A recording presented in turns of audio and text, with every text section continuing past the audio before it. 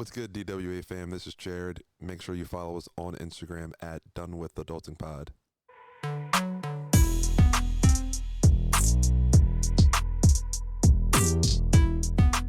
Hey y'all, and if you're new here, welcome to the family. My name is Asia. My name is Jared, and thank you for listening to Done with Adulting Podcast. We are really glad you're here because we're talking all things we have to do as adults that no one warned us about during the many years we were in school. Yes, we also discuss pop culture, current events, and give our perspective on hot topic issues in our society. And even though we're best friends, we don't always agree. Basically, we're millennials. We get it. Adulting is hard. Welcome to your safe space. We hope you enjoy.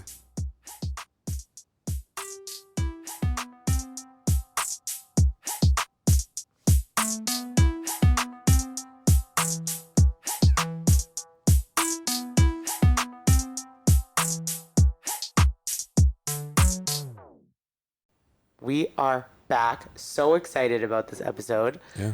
How you doing? I'm doing well, aside from the continuous technology issues we're still having perpetually. I guess it'll never end. Week after week. Week after week. We can't figure it out, but it's fine because we just persevere. That's what we do here. We have to, right? We have to. It's literally probably the number one thing in adulting is to just keep going. Yeah. Where there's a will, there's a way. Where there's a will, there's a way. So no, this week, the backstory to this is recently we had Jared's friend James on the podcast, which you guys loved that episode. Like, we got so much good feedback on that. Yeah. Mental health and addiction and rehab. And so he told his story about his mental health struggles and the fact that he checked himself into rehab, and we're going to do a part 2 with him to hear about how that experience was. But in the meantime, we wanted to bring on an amazing guest who we met, ding, ding, ding, correct, in our accelerator class. that feels like that was so long ago. It was almost a year ago. That's crazy. That's wild. I know. It's so weird. So, anyways, Brenna, we are so happy you are here today. Yes. Thank you for joining us. So please just tell the listeners a little bit about who you are, why we maybe asked you specifically to come on, what you do, where you're from, all the things. Yes. Thank you guys for having me. I am so pumped, and do not let me forget to schedule with you guys to come on Real Fucking Talk at the end of this. Yes. But yes, my name is Brenna. I am from Long Island. I'm a mental health counselor, a rehabilitation counselor, and I'm also the host of a podcast called Real Fucking Talk. Love it. Where I just have a new guest on each week and they kind of share their shit, because we all have our shit. We all have been through struggles. We all struggle all the time, and it's not, something to be embarrassed of. So I'm just trying to do my part to kind of end the stigma. No, that's amazing. I love that for us. I love your podcast as well. And so really, this is great that we're having you on because you're a licensed therapist and you literally therapize people. That's not the right verb for that, is it? Yeah, I heard you say that earlier. I was you can say therapize. Like, I don't know if that's legit, but I do say that. Okay, cool. Yeah. Okay. I don't know if that's correct, but I say it. Okay. Yeah, therapize. I use that all the time. She's not going to put us through therapy on this episode, so she's not going to, although I would be open to that on a future episode, but we'd have to pay her for her time. we got to mentally prepare for that too. So. Yeah. Okay, so do you mind telling us sort of like with your your clients and stuff, what is your general like demographic of your clients? Are they like our age, almost 30, over a little bit over 30, hitting 30, kind of like children, what is the kids, what is the range, I guess, of people you see? Or do you see everybody? Yeah. So I primarily see young adults. Like, going into therapy, I work at a private practice. And I told my supervisor, I really lucked out. The practice I work at is amazing. My supervisor is amazing. She really fields all of my new clients for me. So I kind of tell her who I want to work with, and she provides me with those clients. So I had told her that I wanted to do primarily young adults. And like I was just saying, I love my supervisor, but she also likes to challenge me. So the second I was like, I don't want to work with any teenagers, all of a sudden there was like 5 teens on my schedule. And I was like, that's so fucking weird. Yeah. I just said I didn't want to do this. And she was like, yeah, but how do you know? Like, you have to try. And I was like, okay. I don't hate it as much as I thought I would, but I don't love it. Sure. But whatever. But yes, I do work with some older adults, but I do individual therapy. I do not do couples therapy. And I primarily just work with people around our age, and I specialize in traumatic brain injury.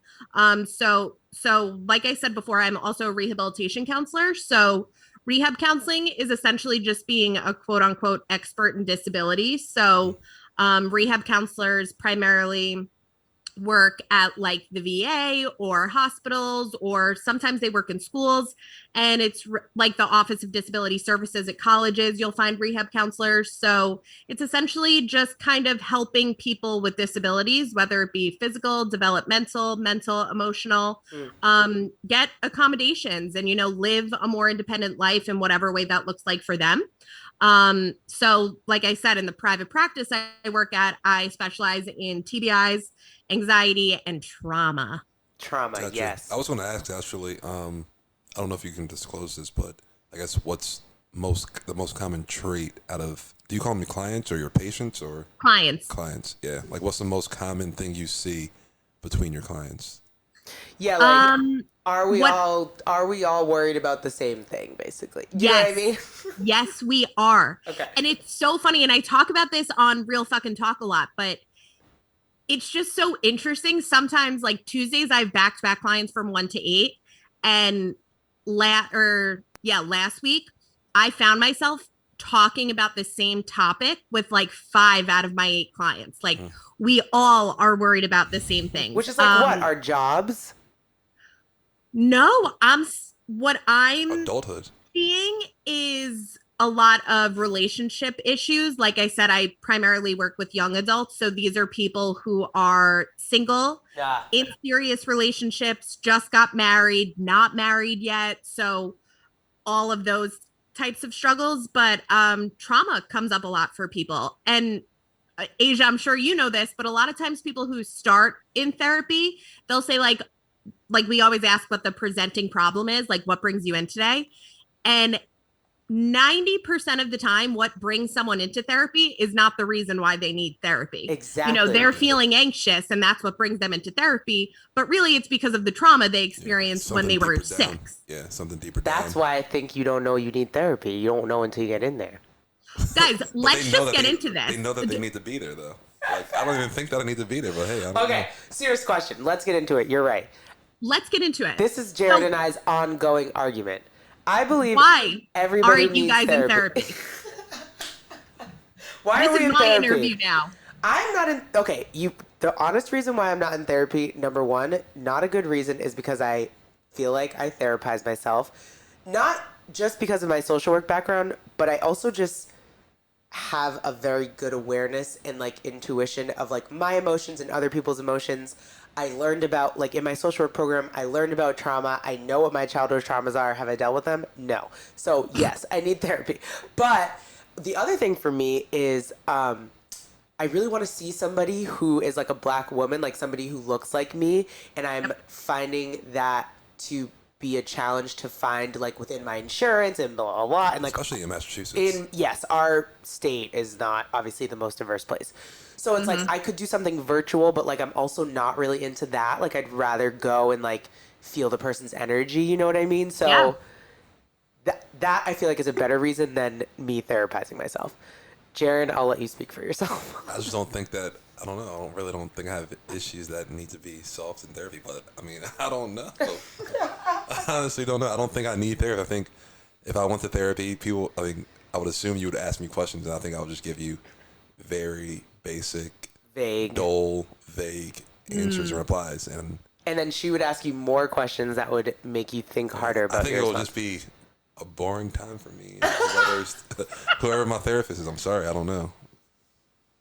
Well, looks like you might not ever go. So whatever. I mean, I'm not opposed to it, obviously. I think But people should go. But I believe everybody should go. I just think off like societal trauma alone and just like the shit that our generation has gone through, we could all be in trauma for that. yeah, I feel like I'm so desensitized to certain aspects of that. And to me, it's second nature. So I had actually just shared something on social media and I screenshotted it before, but it says, if everyone needs therapy, then the problems that everyone is dealing with are systemic, cultural, ... too big to be confronted alone between two people. It's actually a grave injustice to make individuals responsible for this. So, you know, I definitely, like, I agree with you, Asia, like everyone needs therapy, but also we all need therapy. So maybe what we're doing in this world and in our society is not quite right, that we're all really struggling like this. Facts. I agree with that. And also, I think that, so to Asia's point, I do think that it is good for a person to go talk to somebody else that might not talk to one every day and actually just share. Yeah, I have one client in particular that I'm thinking of right now that I really only see on an as needed basis. So like I will have them book a session with me maybe once a month. And really they'll just catch me up on their life. They will say what they've been struggling with, but I typically don't see clients on an as needed basis. That's for people, I guess, kind of like you, Jared, like who feel good, they feel stable, like I don't really need this, but let's say someone has a baby on the way, or let's say someone is, you know, going through a breakup, having a hard time at work. So they'll book a session with me that week and be like, dude, shit is hard right now. Oh yeah. Yeah, because life gets hard for all of us sometimes. And I definitely agree with you, Jared, that we need someone who's non-biased, who's not involved, who has no stake in the game in my life to kind of call me out on my shit in the most like gentle way. Yeah. So my question is, so like when James was on our podcast, right, and he was talking about his story and how he ended up in like therapy and rehab, it was like it was a breaking point moment for him in terms of just like substance abuse and whatever. So it was like after that moment, he was like, okay, I need to do something about this. Before it's too late. Yes, because it was like also a dangerous situation that he was in. And so, but for him, like that was a very clear moment. Like I need to take care of this.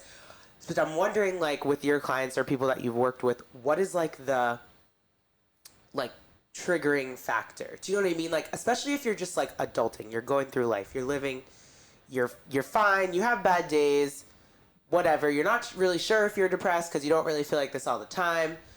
But like certain things happen that get you going. But like, what is the reason that people finally decide to say like, okay, I'm doing this? Is it like a breaking point? Yeah, like it can't be a breaking point for everybody. Do you know what I mean? You know what I'm trying to say?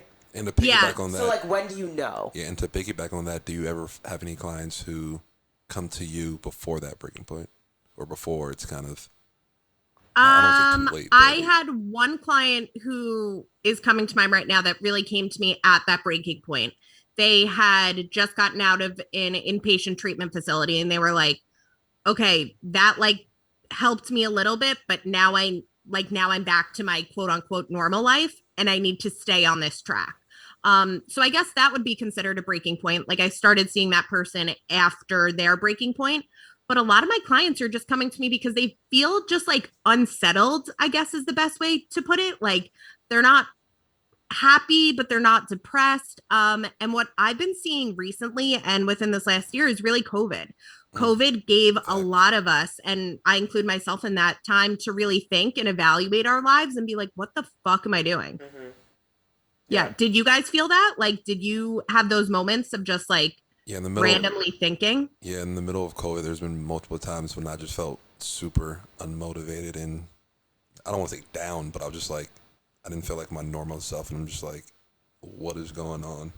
Yeah. And I'm not going to say it was depression or anything like that, but it was just, I mean, we were just thrown into this new type of way of living and this new standard, and it was kind of hard to adjust at certain points. You're just in the house, just staring at a wall all day.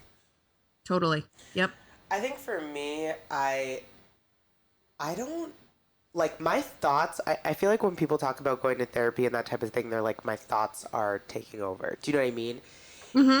And that's not really the case for me. Like when when I am in moments where I feel like, or I'm considering like being actually getting serious about therapy for this moment in time, it's not because of my thoughts. Like my thoughts usually aren't.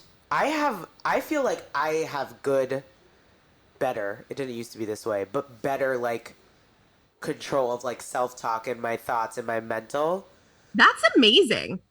Yeah, but it manifests for me in different ways. Like it manifests for me in like physically, like can't do anything all day. In my head, I'm like, I need to get up. In my head, I don't feel bad, but like physically and like energetically, without sounding like weird, It's not there. yeah, it's just not there for me. And I'm like, okay, this is a thing that I'm acknowledging. Like, I know this is happening. Like, I definitely feel off, but it's not like my mind being like, you're the worst, da da da da da da. You know, it's like something in my physical body that's like giving me a sign. And so that's why I feel like another reason I haven't pulled the trigger, because I don't find myself in situations where my thoughts are so strong I like don't have control anymore. Do you know what I mean? Yeah. And I don't know if that's because of like the social work side of my brain, or like when I have those thoughts, like I feel like I'm good at kind of like flipping the script on myself. So this is all reasons why I still haven't gone to therapy. But I think for me it just manifests differently. And during COVID, I definitely saw that. Like I was like, and even coming out of COVID, I'm actually seeing it more. Like now that we're going out and like doing things, I'm like, whoa. Yeah, I was about to Like, say, I think people actually would need therapy on the opposite side of COVID once everything starts opening back up, because for a year and a half you've been isolated, living inside, and then now you just thrown back into the world. yeah, that's when I Totally. felt it the most. Yeah. And I mean, I even relate to that. Like, I'm still doing remote therapy and I'm fully virtual right now, but my supervisor had unfortunately just bought a suite right before COVID happened, like literally 2 months before. So she's been Oh paying wow. rent for this suite that we haven't really been Didn't use. allowed to use. Yeah. So she's dying to get back in. I have some clients that are dying to get back in. There's, I mean, I'm a therapist, so of course my personal opinion is that it's more beneficial to see clients in person.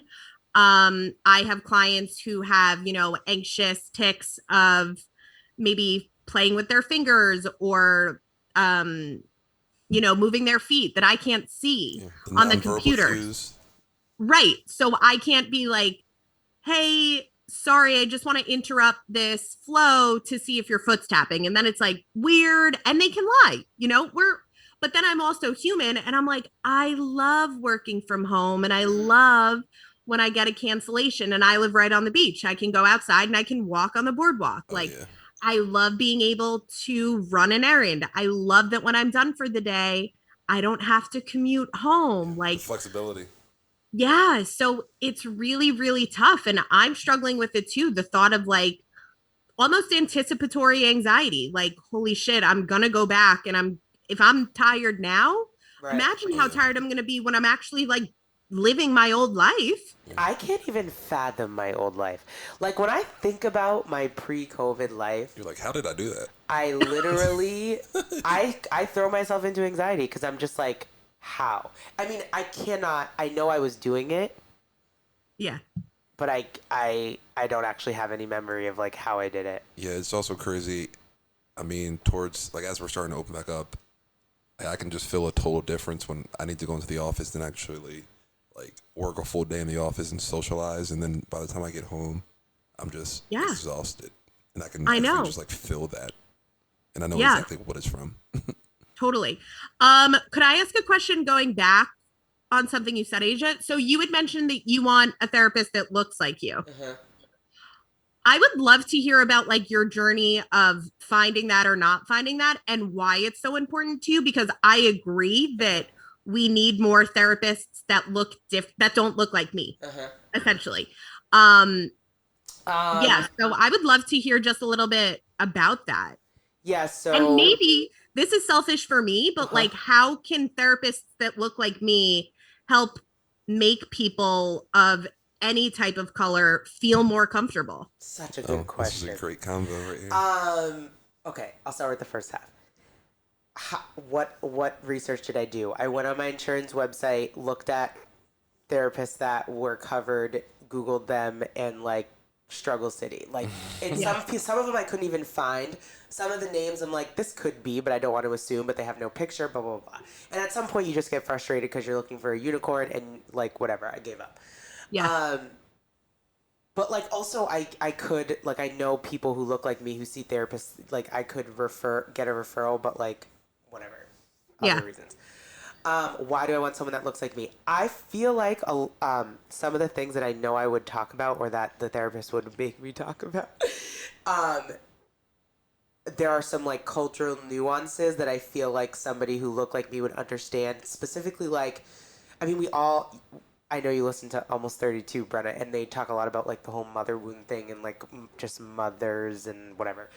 And like some of my therapy would definitely be bringing up like my parents and they went through a divorce and all that stuff. Like I know what I would talk about. And I just feel like there are some things that went along with that experience for me that somebody of color would better understand, or that I would even just feel more comfortable being like some of the things are hard to explain. Like You have a deeper connection with them. Well, it's just like I can't necessarily, like I can explain to Brenna what the issue is and like why that made me feel a certain way and like who my mom is and who my dad and da-da-da, but I can't explain like some of the things that happened. Like I would just chalk up to like that's how my family is, or like that's how black people are, which is like not a good description because that doesn't help you understand. But somebody who looks like me would be like, I get it. Exactly. Do you know what I mean? How can people that look like you? I mean, I think like the easiest solution, right, is to like obviously see a diverse set of clients, but those clients have to be willing to see you also, so it's not like that easy. I don't know. I think like just educating and getting experiences in mentorship maybe from a therapist of color to like understand or whatever to better understand like different cultures, because to me like so much of therapy, like you said, is your childhood, and so much of your childhood is how you grew up, and so much of how you grow up is your culture and your race and how you grow up within that race and culture. And so if I'm explaining that to somebody that like I could even explain it to Jared and he would get it out of just blackness in general, probably easier than you would. Do you know what I mean? I also have to imagine that, you know, especially after this year, that maybe there would be part of you that feels uncomfortable talking to a white person about something that black people go through because you don't want to make them feel guilty or whatever. But at the same time, you're supposed to be honest in therapy. But if you're constantly worried about maybe offending your therapist or hurting their feelings, then it's like, you pay for these sessions. So you shouldn't be worried about your therapist, where it might just be easier for a therapist of color to be like, I totally fucking get that. Yeah. And to touch on that point, I do think it's up to the therapist also to make that known and kind of like address that elephant in the room. It might not really be an elephant in the room, but for some individuals it could be.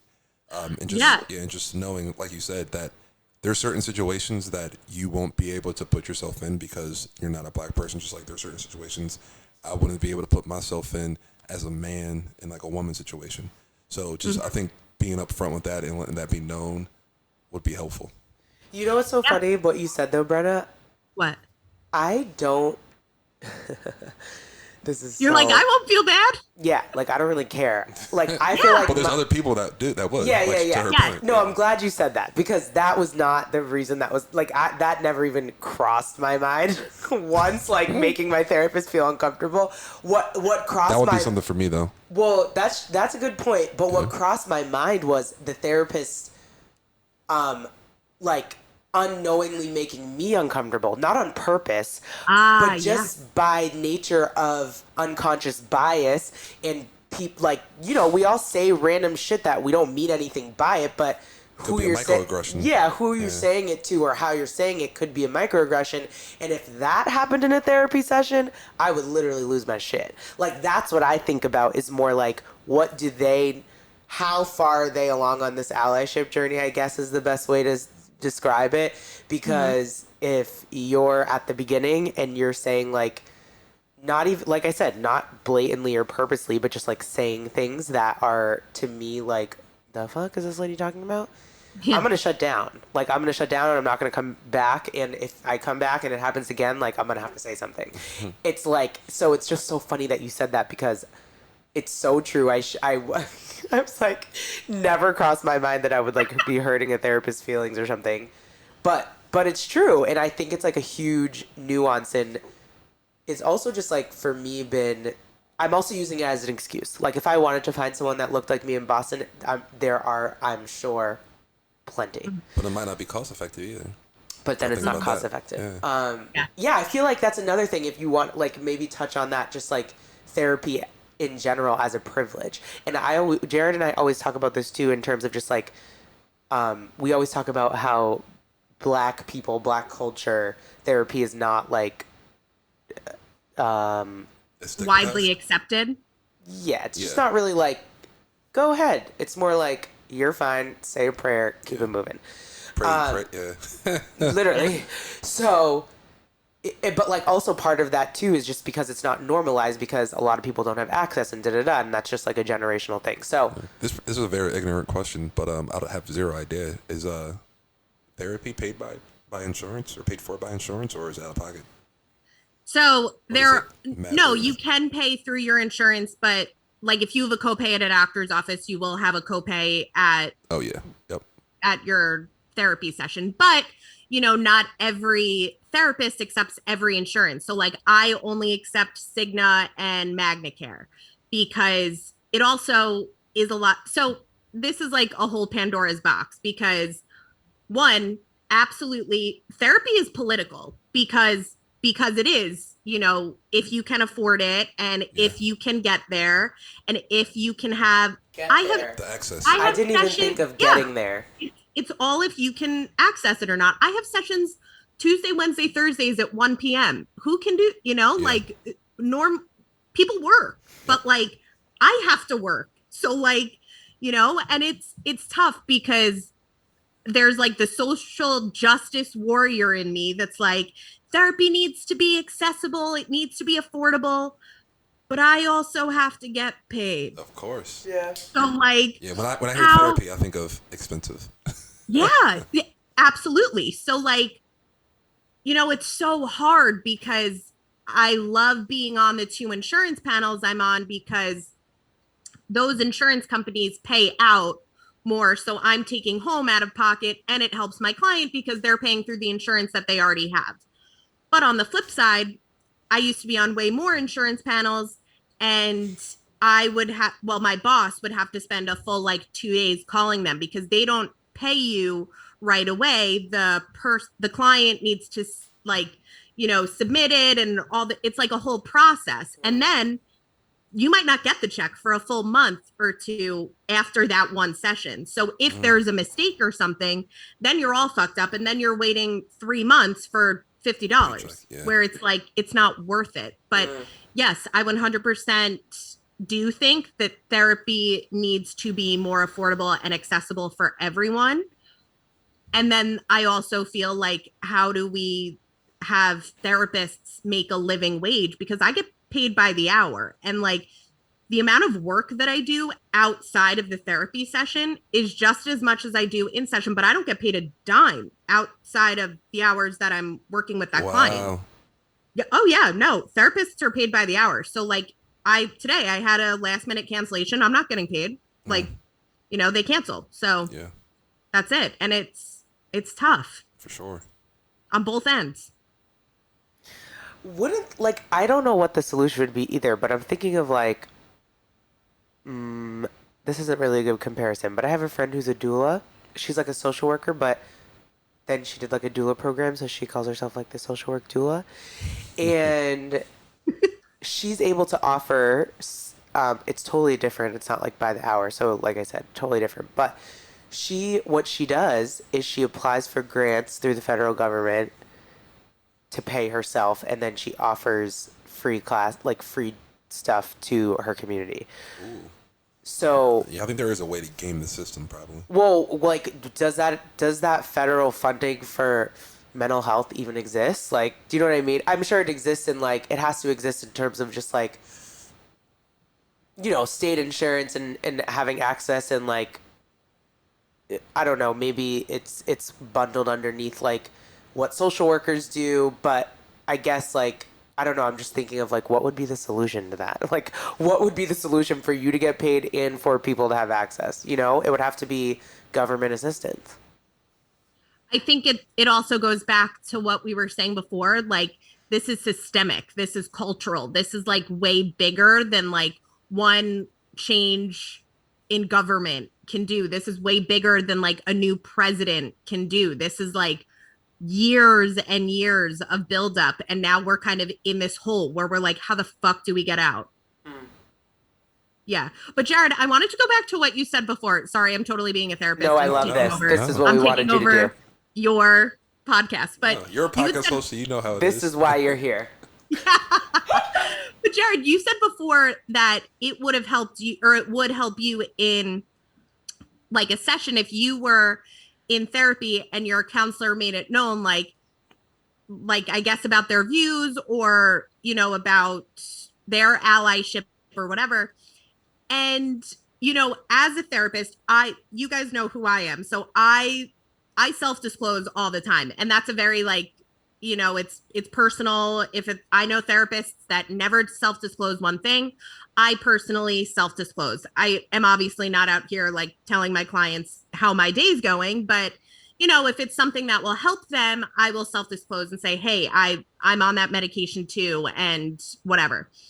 But that is something that's so tricky, like when we get into like politics, and even like the shit show that happened this year with like Black Lives Matter and all of that, because we are repeatedly told, and we learn in school and from our supervisors, like, never share your political views. And that this came up for me all the time this year, where I have clients on every side of the spectrum. It was something I really struggled with because yes, I'm a therapist, but I'm more human. So I have my own beliefs and what I believe is right and wrong. And it was really hard for me. Trying to be a support system for people that I adamantly disagree with. Mm-hmm.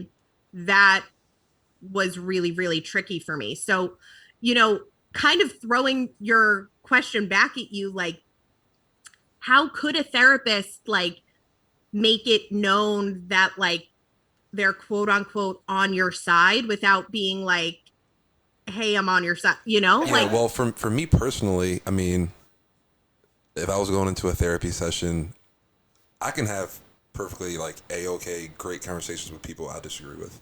I know there's other individuals who cannot do that. So for me personally, I wouldn't care what side they're on or what type of like politics they follow, but I meant it more as the therapist just stating and letting me know that they understand that no matter what I say in regards to a certain, I guess, racial aspect, that they just don't live that, and they wouldn't understand it as deeply as I would understand it. But in regards to like politics and other type of things like that with race, for me personally, that wouldn't matter to me. I do think that I would be I don't think I would be as open going into a therapy session. So for somebody to kind of open me up, I think that they would need to open themselves up first. So that's kind of like the self-disclosing that you were speaking on. And then that would open me up a little bit more to start sharing exactly whatever you're trying to get out of me. If that makes sense. And I also like want to add too, like in terms of like seeing people who you can relate to and look like you. Talk about lack of like, forget Black women therapists, like Black men therapists. I mean, that is a unicorn in my mind. Do you know what I mean? And in my personal opinion, I think that Black men in America need therapy the most. They are their feelings are the most suppressed of anybody, in my personal opinion. And So And even just seeing that representation. yeah, You hear obviously the cliche representation matters, but it does. it does. And especially for young black kids, if they see an older male black figure as a therapist, I think that would help them more than anything else. You think it would help young black men seeing adult black men going to therapy? Yes. Facts. Yeah. Jared, what are you doing? I'll be the leader on that. I got you. I'll start it. This is amazing. You gotta. No, that's a very great point, though. It's so no, true. touche. I like that. And it's oh man, that was a good one. Yeah, like I'm like stuck. I'm like, oh, Brenna, you got a great point. We have Touche. no comeback for that. He goes, facts. My question is like, so therapy is meant to be temporary, right? Like you're not meant to stay in therapy your whole life. But is it though?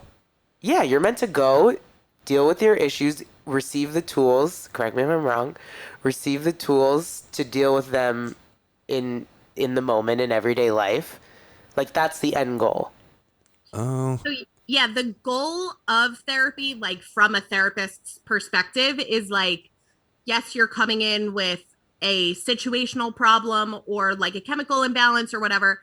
And we are here to support you and, like you just said, provide you with the tools and skills to, be self-sufficient and self-soothe. But there are people like I've been in therapy on and off my whole life. Now that I work in the field, for me, it's really important to walk my talk. So I go to therapy every week, even if I'm, at a point in my life where I'm feeling good, I'm really not having any issues. It's something that I believe I need to do, because how can I stress the importance of going to therapy and being consistent in your therapy if I'm not doing the same shit? Yeah. I can't tell my clients this is so important, you need an outlet, blah blah blah, if I'm not doing that myself.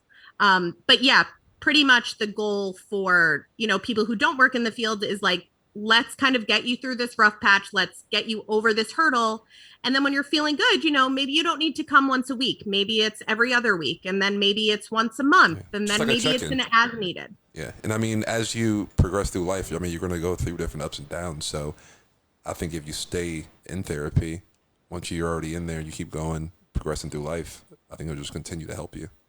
But Okay. But I'm not going to say like you need it your whole life. Yeah, I guess my question is like, for you as a therapist and your client, like obviously it's different client to client, but generally, like what is the indicator for you that the client maybe doesn't need as much therapy or any more therapy, I guess?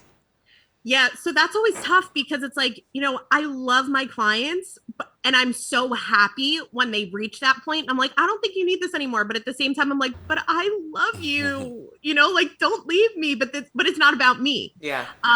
So, at private practice, and I'm not sure how they do this in agency settings, but what we do is we have like a really thorough treatment plan that we do in the beginning. So like on my intake session with a new client, I'll say, what are goals that you want to accomplish in our work together? And let's say someone says like decrease anxiety, increase mindfulness, and blah, blah, blah. So every 6 months I get an alert like, this client's treatment plan is, needs to be looked at or whatever. So I get that reminder technologically, like, hey, look at it. And then I'm able to kind of go in and assess. But before that even happens, another indicator is when a client comes and like consistently for the last couple of weeks, they feel good. It's kind of more of a banter back and forth. We're not really working on anything that we used to be. And then it's kind of, me initiating that conversation. Like, you seem like you've been feeling really good lately. And do you feel that? Because that's what I'm seeing. And what would it be like to go down to every other week? Okay, I was going to ask you that because I was like, what if they actually need just that back and forth banter? But you actually asked that, so. So I actually do have a client who I had this conversation with a year ago. And I said, you seem to be in a really good place. Do you want to go down to every other week? I think that would be beneficial for you. And they actually said like, no, this holds me accountable. I really like to come here and talk. But then it's, you have to have that conversation like, well, are you using this as a crutch? Am I a comfort for you? Which yeah, therapy should be, but at the same time, don't rely on therapy For your happiness. forever, because at the end of the day, like Asia said before, we're here to provide you with the tools. Don't look at me to be your toolbox. Fill your own toolbox. Okay, let's talk about grief for a second. Let's do it. We had our mutual friend for listeners, Chelsea. She has come on our podcast. Jared and I were recently on her podcast. It hasn't come out yet, but I think it's coming out soon. And this is a thing that Jared and I go back and forth about as well, too. Because we both have dealt with grief, obviously, in different parts of our life. But in the most significant way, we have both lost our fathers at some point. Mine was a long time ago. Jared's was more recently. So for me, I'm just going to speak for myself. But for me, so over COVID, right, I tried to do virtual therapy. And I couldn't find anybody. I did, BetterHelp or whatever. I paid for a session just out of pocket because I didn't want to, I couldn't find the insurance thing, and I was just testing it. I was like, let me just see if I can find it, because I could literally put into BetterHelp black lady, so you can put that in the app. So I put that in the app, and they found a lady, and I was like, oh, she looks nice, I'll pay for a session with her. So I paid out of pocket. So expensive. BetterHelp is way overpriced. How much was it? It was at least $300 for one session. Yeah. Are you fucking kidding me? Oh, I'm serious. So I go, and I'm generally a happy person. Like I said, I'm not my thoughts don't take over me. I'm generally fine. But I know I deal with grief. I'm very aware of it. I know how it manifests in my body. I know when it's coming. I know what triggers it. It's been 10 years, so my finger is on the pulse. Mm-hmm. And I get into this therapy session. Did I ever tell you this? I don't know. Okay. I get into this therapy session, and she starts asking me. It was the basic session questions, tell me about yourself. What brings you? Blah blah blah. And I obviously immediately burst into tears. I just exploded into tears, but not that abnormal for me, Pisces life, whatever. So, but and even my husband was laughing at me because he's my husband is literally the last person on earth who needs therapy. Nothing shakes this man. I've never seen anything like it. I'm actually concerned about it. And that's not like me, no? No, no, it's different. I still think you need therapy. You're just no, Jared, you need therapy. You need therapy. Oh no, God. I'm just saying. So my husband making fun of me because I was I'm going to do this therapy session. I hyped it up. He's okay, you can't really afford this, but go ahead and try it if you say you need it. And I came out of the room, and I was clearly had just got finished sobbing, and he was oh God, you already started crying in the first session.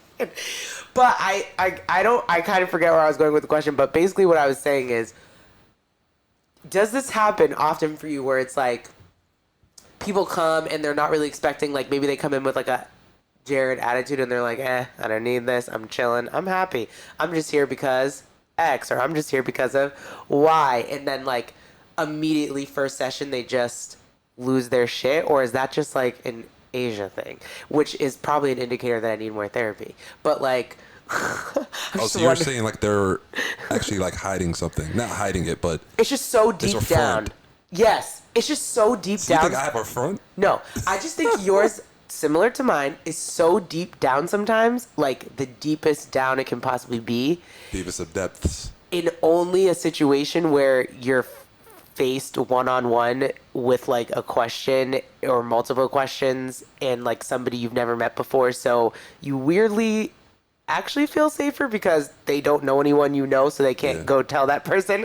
And that's what I think is the trust. Yeah. And then so I guess I'm just asking does that happen often, or was that just an Asia thing? Because I wasn't even this is my first time talking to this lady. I wasn't even connected with her.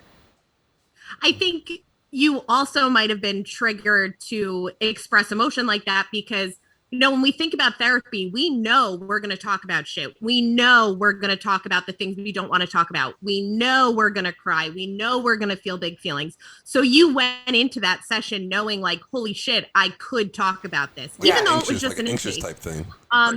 Yeah. So from my experience, and every therapist will have a different answer to this because we all have different clients. My first sessions with clients typically stay pretty surface level. Like you were saying before, I get to know them, their family, their friends, whatever. I personally don't choose to go really deep on that first level. Like on our intake paperwork, there's a section about trauma. So I know if they have experienced a trauma or witnessed it and they're able to write it. I choose not to go into that on the first session because how fucking awkward, like sitting down with someone and being like, so tell me about that time your dad died. Like, what? But yes, I have had clients who, come in and I'm trying to be like, hey, how's it going? And be really chill. And they're like, I need to talk about like, the time my dad died. And I'm like, okay, let's do it. So yeah, I think like one of the best things about therapy is that the client really does lead the session. And if you feel like your therapist is trying to lead the session, then like call them out on that. Because I struggle with that sometimes where I'm like, I want to talk to them about this, but I have to remember it's not my session. They can talk about what they want to talk about, and I have to go along for that ride. So I guess to piggyback off of her question, can you ever tell like when a client's lying? Sometimes, but there's also been times. What? Or they're not telling like a full truth? Yes, but there's also been times that a client has lied to me for months and I had no clue. So, it really is all based on trust. Like I have to trust that what my client is telling me is the truth. And that's the other hard part of therapy where it's like, I'm human. So of course it never feels good to find out someone's been not telling you the full truth. But at the same time, I'm a therapist and we utilize like radical acceptance and like unconditional positive regard, which is essentially like, you're not going to get in trouble here. So yeah, you lied for 3 months, but now you're comfortable talking about it and let's celebrate that and let's move on from here.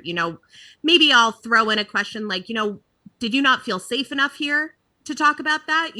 Is there anything that could have been done differently here to get you to have been honest from the start? But yeah, you're never going to get like in trouble in therapy for not telling the truth because at the end of the day, you're only hurting yourself. You're not hurting me, Can you give us like some tips or advice for like finding the right therapist for you? Like what sort of steps you should take? I obviously have expressed like things that I'm looking for in a therapist, but I also recognize that like even if I find a black female therapist, like I may not connect with her and I have to try again, and I think people go through that when they're looking for a therapist of like kind of jumping around until they feel like they found a good fit. So could you give us like just some advice or tips of like you're talking to somebody who thinks they want to go to therapy but they don't really know where to start and like finding someone or like what they should be types of questions they should be asking or things they should be looking for? And you probably can shut out somebody who will be perfect for you just because of they don't have the attributes that you're actually looking for. Like Brenna, I know she should be my therapist. No, because then we can't be friends. Really? We can't be friends if you're my therapist? No. Is that like a Boo. Is that like a written rule or you can't you don't therapize any of your friends? Oh, of course I do, but I like give it to him straight. Like I'm not nice. I'm not nice how I am with my clients. Like if you come to me and you're like, "Hey, I need to go to therapy, but I'm not going to therapy," I'm gonna be like, "Asia, what the fuck are you doing?" That's where what I would I need. never say that to a client. That's the type of therapist I need, Brenna. That's why I feel like I'll never find her. All right, then I'm your girl, and now I'm gonna hold you accountable. Now I'm gonna be on your ass about this. Please do. Okay. Anyways. Fine. So, and again, this is a personal belief. Like, how I feel is most beneficial for me in finding a therapist might not be right for people. But what I found is that the most important part of the therapeutic relationship is feeling comfortable with your therapist. So it's okay to shop around and it's okay to have one session with the therapist and say, you know what, I actually have, another phone call or I'm talking to another person. I cannot stress enough how valid it is to have questions to ask your therapist. There are so many people who just call me and they say, "Hey, I see you accept my insurance. I'm looking for a therapist. I have anxiety, blah, blah, blah." They do not ask me one thing about my schooling, about my own experience, about my credentials. you're allowed to ask your therapist those things. You're allowed to say, hey, I experienced a really bad trauma last year. Are you experienced in, helping me with that? And if so, how? What experience do you have? It's okay to ask your therapist those questions. Again, you as the client ride that bus. You are driving that bus. So you're allowed to call the shots. Another thing I wanted to say is there's this website called Psychology Today. I don't know if you've ever heard of it, but I know you were saying that on BetterHelp, you were able to put in like Black female. And on Psychology Today, you can do the same exact thing. You go to like filter, you put in your zip code. You're allowed to, you can filter, what race, what gender, what you want them to specialize in. And then you click like go, and all of the ones that fit that criteria will pop up. Do you put your insurance in there too, or do you have to call to see if they take your insurance? You can put your insurance in there too. Like I'm on Psychology Today. It's almost like a LinkedIn or a Facebook for like therapists. So that's dope. Every therapist that I know is on Psychology Today. I don't know really anyone who's not. But yeah, so we keep it up to date. We keep it, mine says I only accept Cigna Magna Care, all that stuff. And it even tells you like what the therapist's hourly rate is, how long they've been working. It gives you a bio about them, their picture. So you can really vet people on there. That's a great resource. My follow-up question, which is totally unrelated, but you said you only do individual therapy, right? I do. Like, let's say something comes to the surface where you're like, we should really, like, do you ever bring a guest in for a session or 2 or 3? Yep. Mm-hmm. Okay, yes, so totally. What does that look like? Yeah. So that's actually, it's interesting because the dynamic is so different when someone's added to it. A lot of times, I just had one of my clients' family members come for a session so we could kind of talk about communication and how to better that. I've also had clients in the past who bring their boyfriends or girlfriends into the room and say, we've been struggling, let's help us. And really, in my experience, I'm just there to help them communicate better and to help them get their respective points across to each other in a healthy and safe way. What I found is that from my own experience with my clients, a lot of the issues just really stem from a lack of understanding. So it's like they just need a safe place and a person to kind of maybe say it in a different way. And that's been really helpful. But yeah, so I will have people say, can I bring my boyfriend in next time? I've even said sometimes, I think it might be helpful if we bring in your mom to this session, or if we bring in your brother to this session. What do you think about that? But yeah, for the long haul though, it wouldn't be like, because then that's tricky where it's like, well, I started seeing this person first and now I can't see you because I already have this relationship with them. Kind of a bias. Not a bias, but totally. Yeah. Do you get to bill differently for that? This is like a therapist question. No, because like in my session notes, I'll add, it says like participants. So I'll add like client and brother or like client and mom. But nope, same billing. But it would be different billing if I was seeing a couple like from the start. Right. But yeah, no, I can't switch to like individual and then couple and then yeah. Gotcha. I'm gonna take this on a totally different path. But what's the policy with like if you ever have a client who is just talking kind of like super violent and like suicidal thoughts and things like that? I know they have, obviously it's confidential between you and the client, but is there ever a time when you would actually have to say something? Yes. So I make it known to all of my clients, but especially the underage ones, because what I found is working with teens, a lot of times they're really reluctant to be honest with the therapist because they don't know, are you going to tell my mom? Are you going to tell my brother? Whatever, where your therapist legally cannot disclose anything to anyone. But, I always make it very known to each of my clients. I legally cannot tell anyone anything that you tell me in here. But if I think you're going to hurt yourself or you're going to hurt someone else, I legally have to call 911. I have to alert the authorities. And what about if they disclose like themselves being hurt to you? being hurt Like by a if family someone member. else hurt them? Yeah, exactly. Are you able to disclose that, or is that something that still has to be confidential?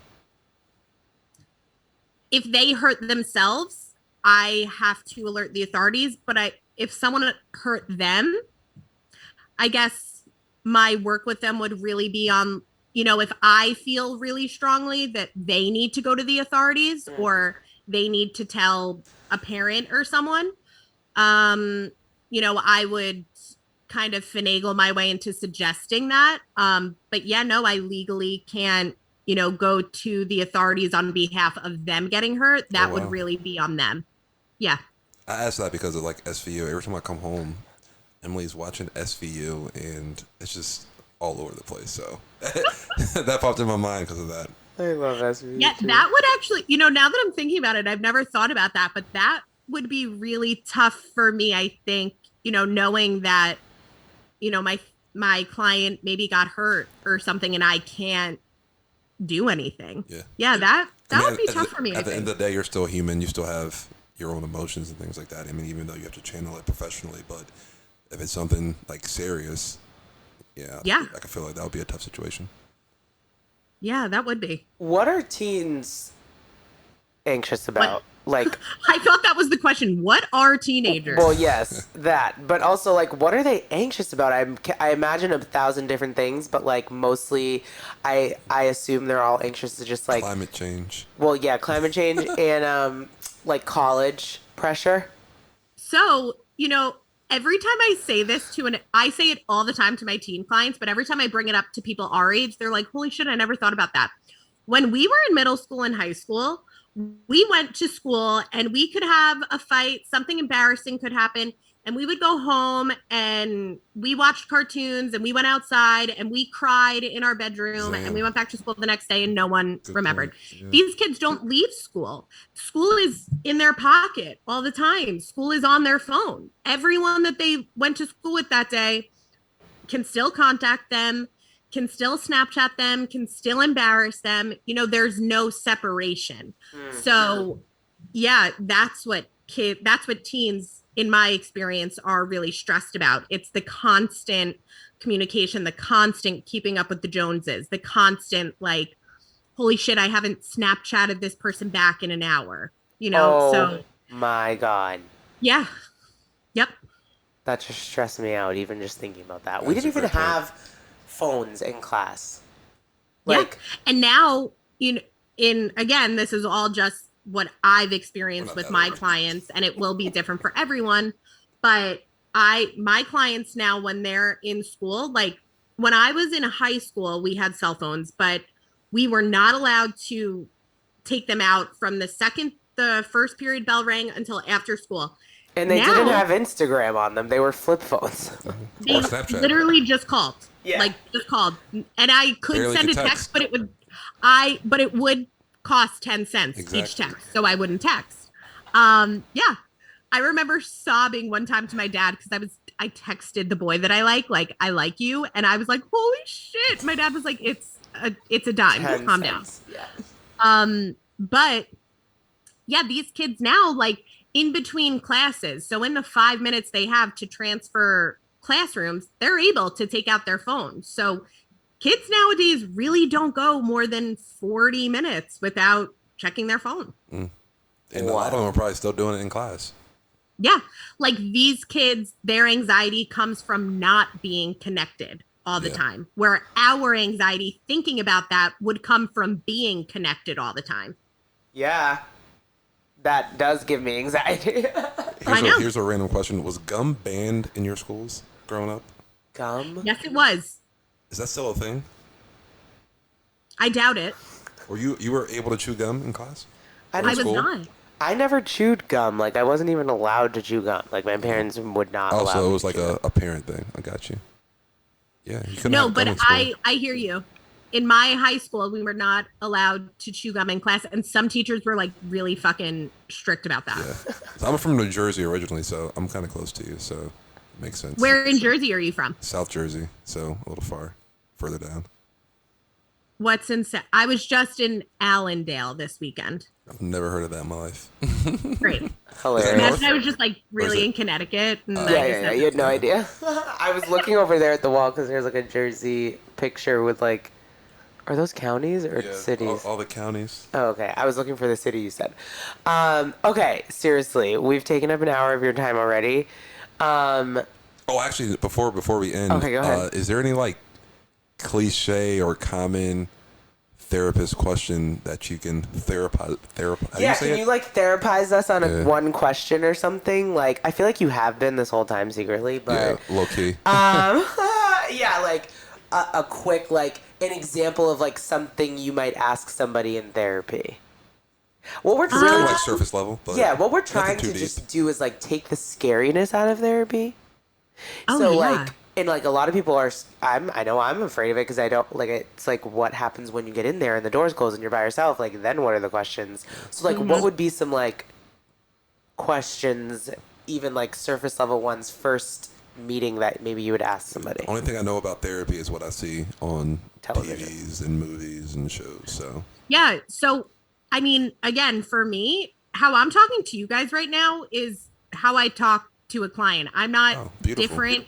Who I am is who I am in the room, and I get feedback a lot that clients really like that. But again, I've also gotten feedback that clients don't like that. I've gotten feedback from some people that they're like, I want someone who, isn't as friendly and isn't as relatable. And that's totally fine. There are some people who, want to sit down and want to hear, like, so how are you feeling today?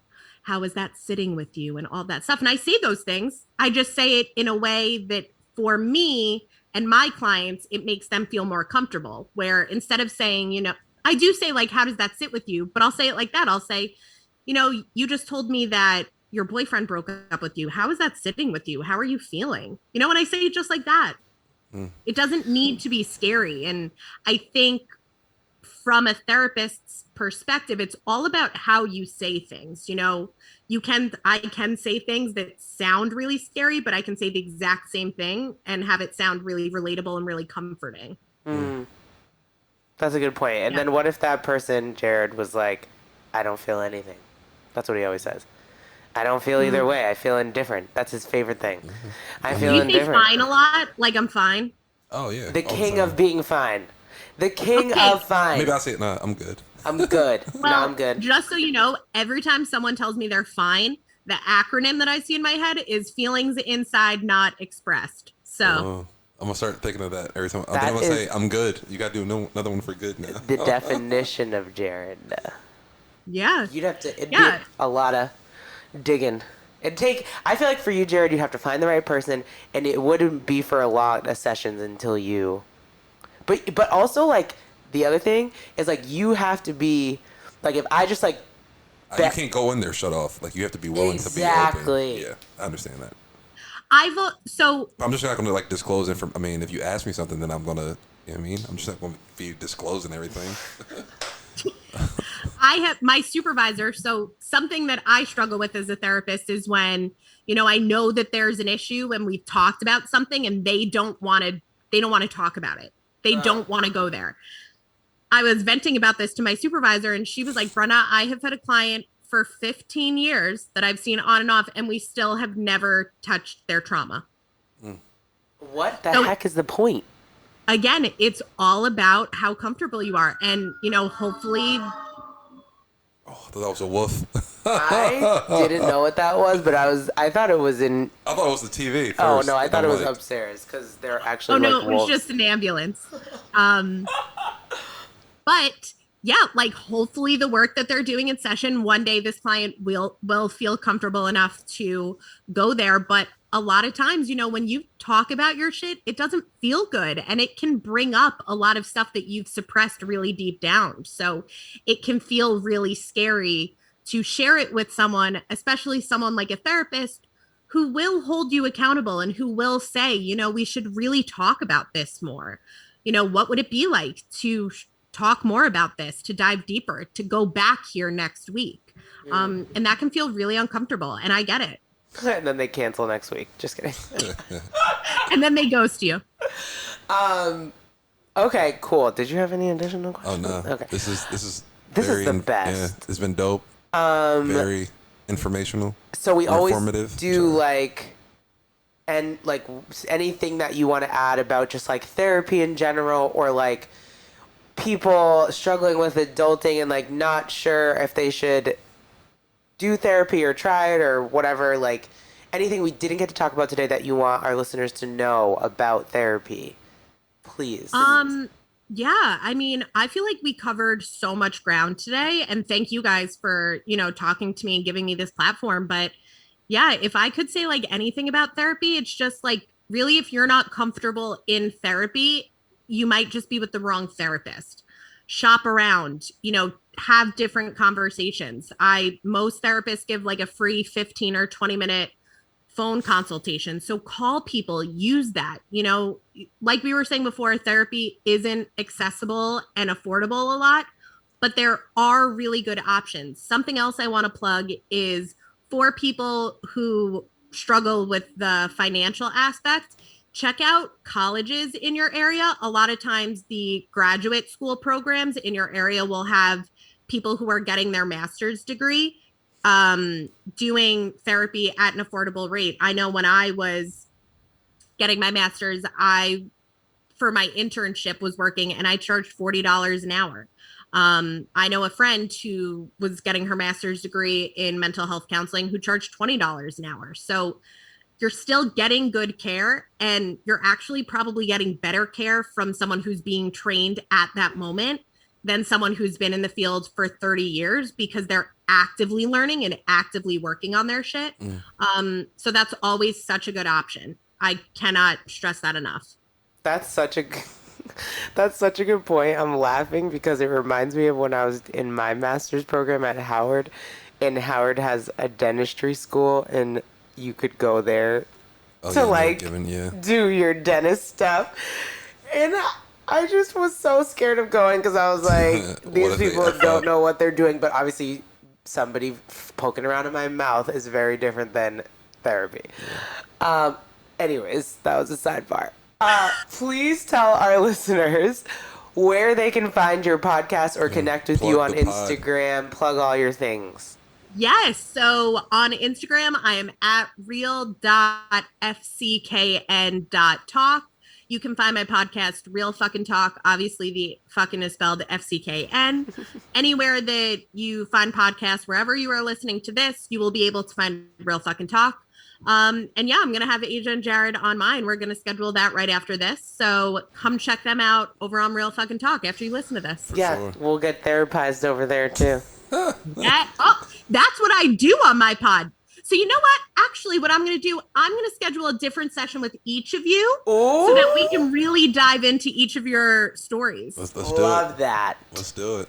Love that for us. We're doing it. We're doing it. We're scheduling it right after this, so everybody stay tuned. But thank you so much again. This has been so great. I learned so much. Yeah, thank you. We're going to put everything that Brenna gave us as resources in the show notes, and all of her information in the show notes as well, so you can connect with her.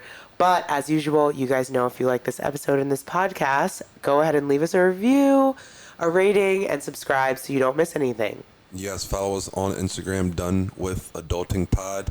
Also on Twitter, Done WTH Adulting.